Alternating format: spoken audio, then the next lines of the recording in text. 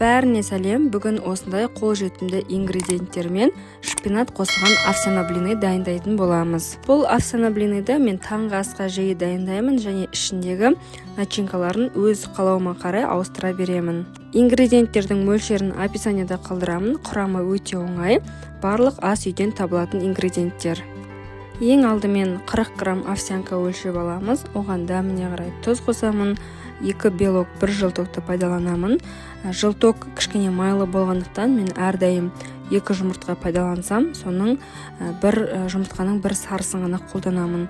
Сол 2 белок, 1 жылтоқты саламыз. Одан кейін бір 4-5 жапырақ шпинатты салып, барлығын блендермен жақсылап, ұсақтап езілгенше араластырып аламыз. Біздің массамыз дайын болды. Қатты қою емес, осындай бір келкі масса болу керек.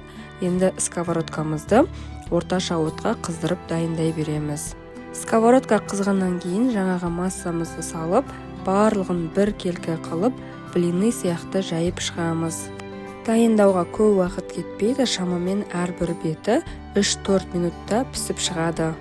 Бір жақ беті піскеннен кейін екінші жақ бетіне ауыстырамыз. Мен ешқандай май жақпадым. Егер жабысып қалады деп ойласаңыз, онда сковородкаға кішкене щеткамен май жағып жіберсеңіз болады. Екінші бетіне ауыстырғаннан кейін 2-3 минут пісіреміз. Біздің овсяный блинымыз дайын болады. Ішіне қалаған начинкаңызды салсаңыз болады. Начинкасына мен огурцы, помидор және сырды пайдаландым. Ең алдымен огурцыды тізіп шықтым, бетіне помидор салдым, одан кейін сырды салдым. Барлығын микроволновкада бір 5-10 секунд ысытып жібердім. Сыр езіліп күшті болады. Маған өзіме осындай еріген сыр ұнайды. Егер сізге рецепт ұнаса, лайк басып, комментарий жазып, каналыма тіркелуді ұмытпаңыз. Мен дұрыс тамақтану арқылы салмақ тастап жүрмін және өзім дайындайтын әртүрлі қолжетімді ПП рецепттермен бөлісемін. Осы рецептпен міндетті түрде дайындап көріңіздер. Таңғы астарыңыз разнообразны болады және түсі де әдемі, аппетитный болып шығады.